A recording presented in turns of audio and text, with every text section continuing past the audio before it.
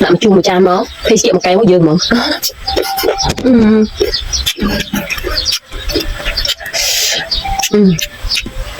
chung là tay hộp ăn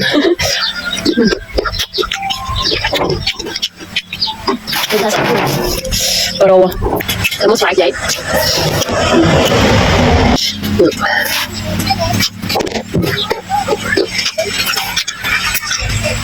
xoài chu thằng này cứ cho đời tì lê tự một đấy chẳng này nhưng mà không mình chu đó mẹ để tì lê tự một đấy chúng ta khơi bị tổ đời lê tự một mà nói chung bây giờ cứ mình tới chia rổ và hóng cà rốt sốt xoài mà cắt tại cuốc hai nắng cần tụt để tì sọt tự một không bắn cứ giống chơi vô bal cà pi anh ấy chịu phên bal cà pi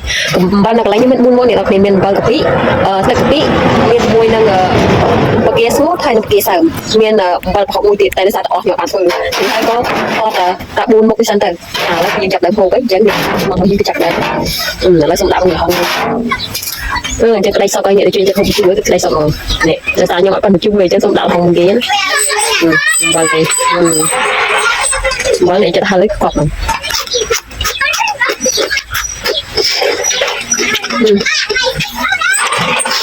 chạm rồi đó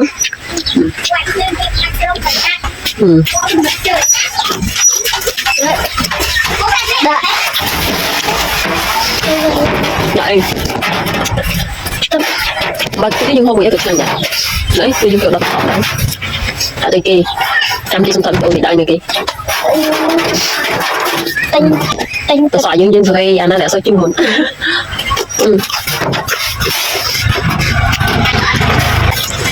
cái món xoài vậy nhưng tôi cho đang bờ học bờ cái kia này những cái chuyện còn bờ cái kia ấy nhưng mà sao cái hai cái kia nó người ta xoay lưng để có thể chặt thục để các vợ rồi chặt thục về bờ là cái kia bờ học ấy thì những chuyện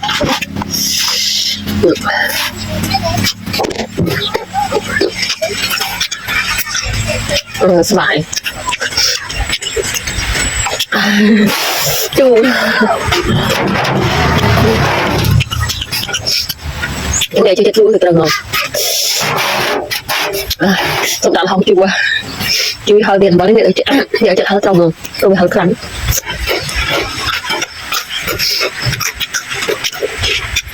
nhưng mà sao chặt hai này là những hộp bán tịnh và những đại không thôi chứ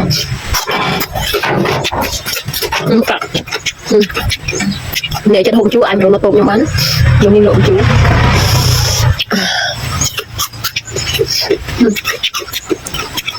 một cái được sao chú một cái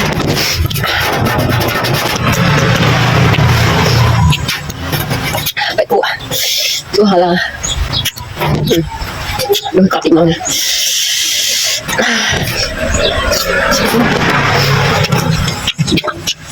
nó là cái gì tinh cam rồi xong đặt cái tôi đấy tôi em ở chu tụi này tại sao nhà sao chơi chu sao chơi chu đến chu rồi ra đến chu em à tao còn nghĩ cái chu đến chẳng nhưng mà sao chơi chu đó bên là những hôm đến cái chu em nó thà đến chu đấy chế độ cặp đây gì mà vô vẫn xong tạo video hơi luôn anh này hay rồi vô bro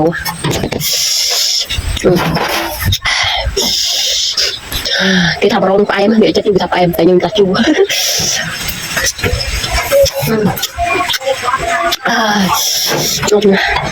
đã luôn xem chua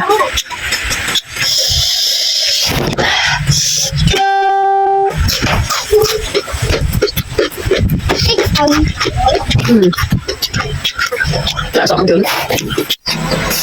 giờ thao bỏ hộp chán lại từ bộ sân lâu hộp to rồi mà đứng bắt hơi cơ để sao ta nhưng cái lỗi khi mình play tấm đo đâu để bắt hơi cơ là một đấy mình cầm câu vậy hello mình gọi phải em hai đứa chuyện để cho mình cho nên để có thể cho hôm chú ấy nó to lắm khi mình phải chị mặc play mẫu tăng tên hôm chú tới và đừng hẳn lấy những ảnh đã phải chị ấy bán chà trong hôm tuần câu bán chuyện sau một tay chỗ tay của cô ấy có phải thay cái miền chồng trong hộp hạt chiên đấy các bạn này nhưng còn hạt chiên bọc là bọc như vậy mình xem mà nó hộp ăn cho sao nhưng mình bắt rồi chân tàu nhưng kia bởi kia mà những kia bởi kia là cái nhớ hộp là nhớ bọn bạn chúng chân tàu thay đó thì chuyện chị cái trâu màu hay chẳng ai nhóm chơi chân tàu màu rồi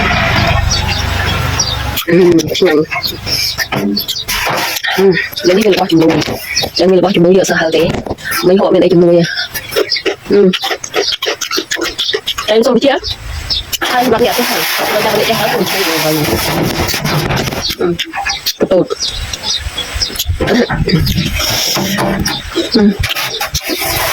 Này, để cho chân chu của em xem mọi người. Làm chung một chai máu, phải xịa một cái có dương mà.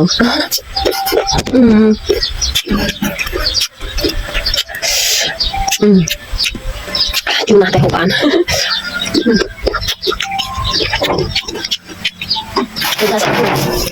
Rồi, hôm nay niệm cái chu cái thả chu nữa kìa. Sáng nhưng thả chu, tay niệm cái chu cái thả chu.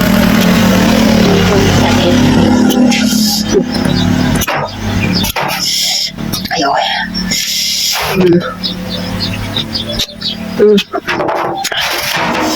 Làm chuyện ấy hầu như tới gặp mấy nữa kìa.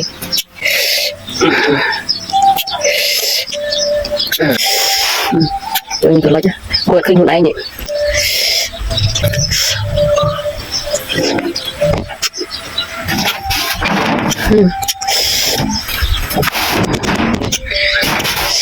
Sao như thế sao?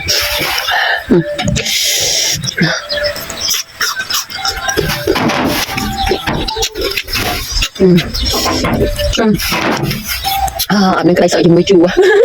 tại nên chân chú chứ anh đã phải qua một bữa sợ chua